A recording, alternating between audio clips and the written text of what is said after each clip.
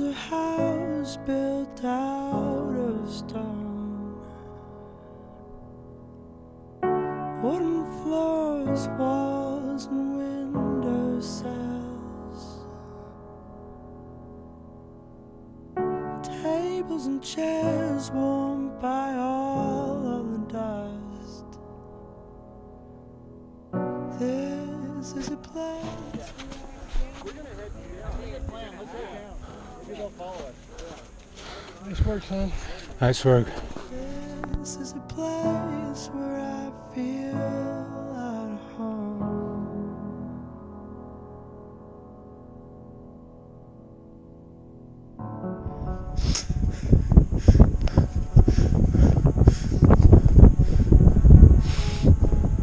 Yeah! Woo! Woo!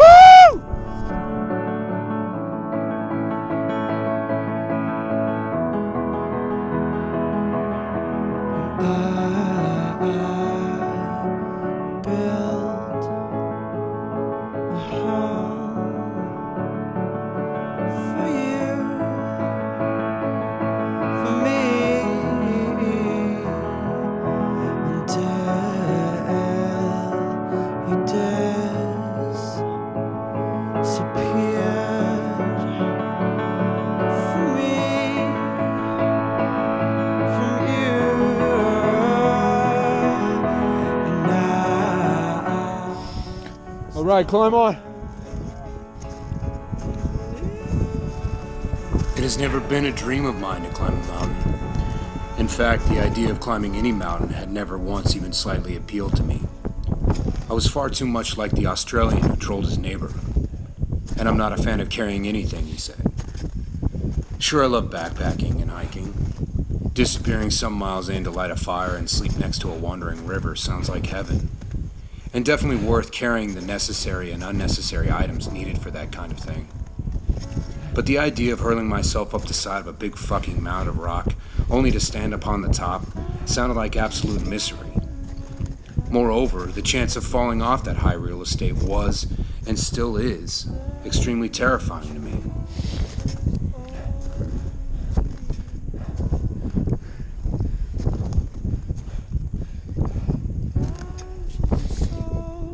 By the color of green,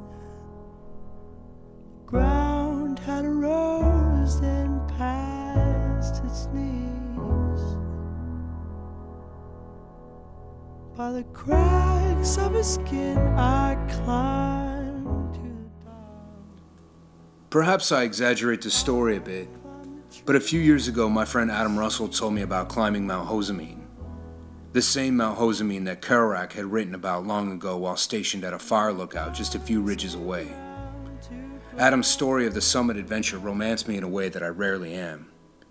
He and a friend had rowed an unstable canoe up a particularly foul-weathered Ross Lake. They had tipped the canoe at one point, jettisoning all their gear into the massive waves only a North Cascades lake could produce. After retrieving their gear, they came face to face with a fire-breathing dragon who was also after the bounty. Dragon slayed, they continued on to the jump-off point where they were posed with 3 challenges: the breath of God, the word of God, and the path of God. Only after completing the 3 challenges would they be allowed passage to the mountain. If you know Adam, then you'll also know that the man is a fucking unicorn, and that not even 100 challenges of this ilk could stop him. They passed the challenges with ease, but the mountain, she was still there to finish off. And she came with the types of mountaineering difficulties only a special kind of man-unicorn could withstand. True to form, however, Adam and his climbing partner climbed that peak with aplomb. To be honest, I'm not even positive Adam was the one to tell me that story, but that's how I remember it, and that's how I'll continue to tell it. Now it's time.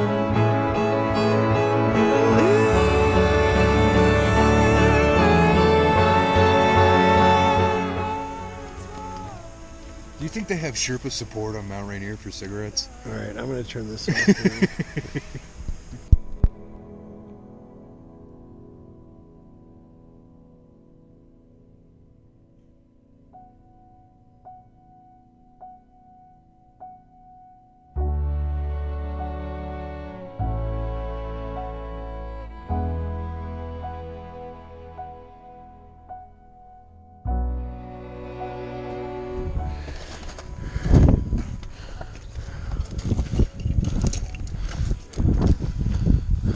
to go? Good to go.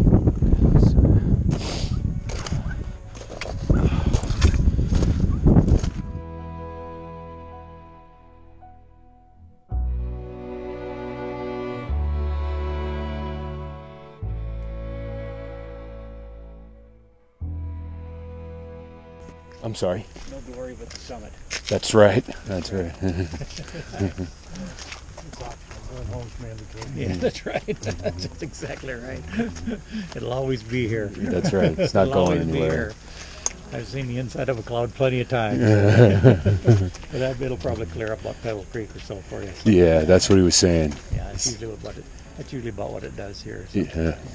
Sounds great. I wouldn't be surprised. It might be a little earlier, but I was going to say it'd be a little earlier, but it seems to be thickening up here. It's all right. Yeah, Gives us a little reprieve from the sun. that's right. That's right. Have a good day. You too. Good luck to you. Thank you, sir.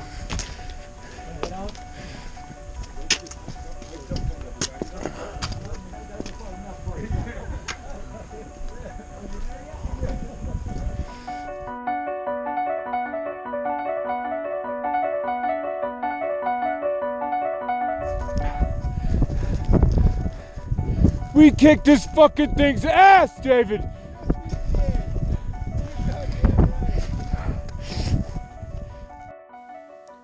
So when my cousin David came to me with the idea to climb Rainier in the fall of 2016, I thought it was just another one of his lunatic ideas. Dave is one of those ridiculous centaur man unicorn hybrids. The type of hybrid that'll throw a road flare into a cave and tell you to lead the way. Ventilation be damned. But his enthusiasm was infectious, and quite frankly, I'd follow Dave to certain death if he asked me.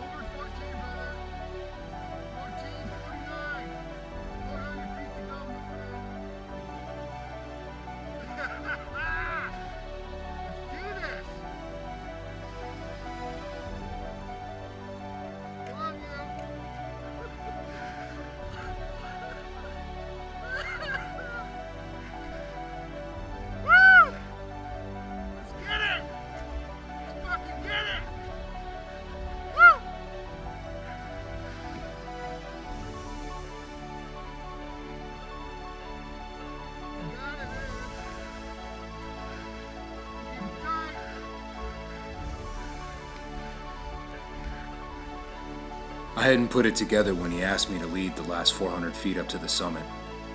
I simply replied yes. Only when he gave me our altitude did I realize that this was his moment. I think he thought my emotions were for my own reasons. Turns out, they were for him. This has been his dream for years, his odyssey, and I was just lucky enough to be there. Taking the summit lead was his dream realized, his return home.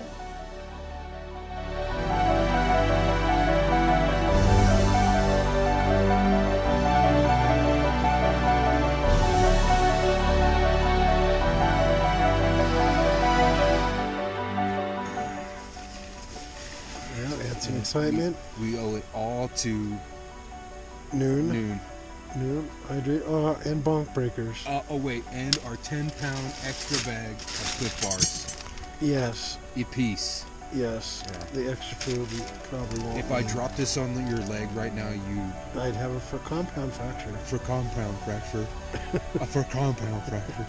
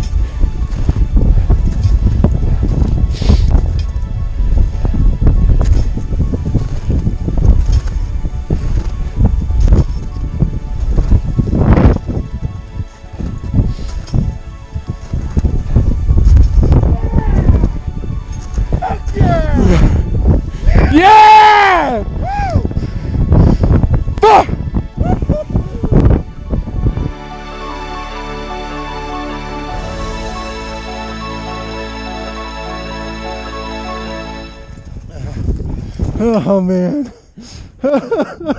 Ah. Oh fuck. Oh my god. We did. We're here, man. We're fucking here. Oh, fuck. Oh. Thank you so much. I couldn't have done this without you, man.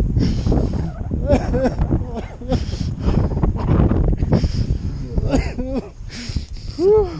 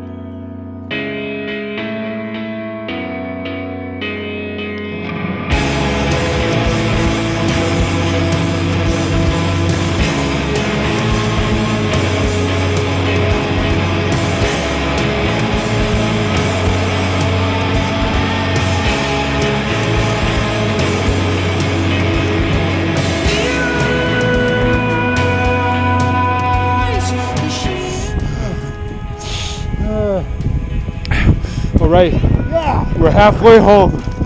Don't forget, we're halfway home.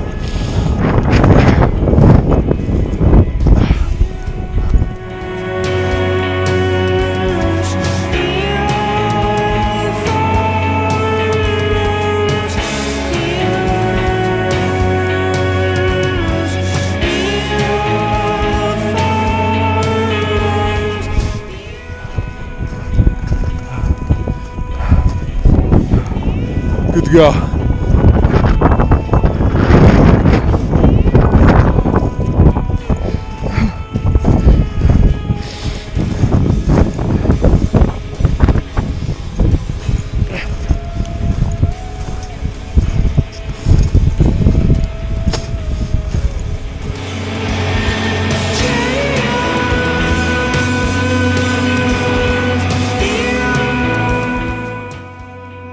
I love the cadence of mountaineering, the sound of my crampons in rhythm, or my ice axe sinking solidly, the carabiners locking shut, and the formation of the knots. It all seduces me to go after more. And although this didn't begin as my dream, it has fulfilled my dreams of connecting with the man I truly admire. Maybe, just maybe, it'll be my way home.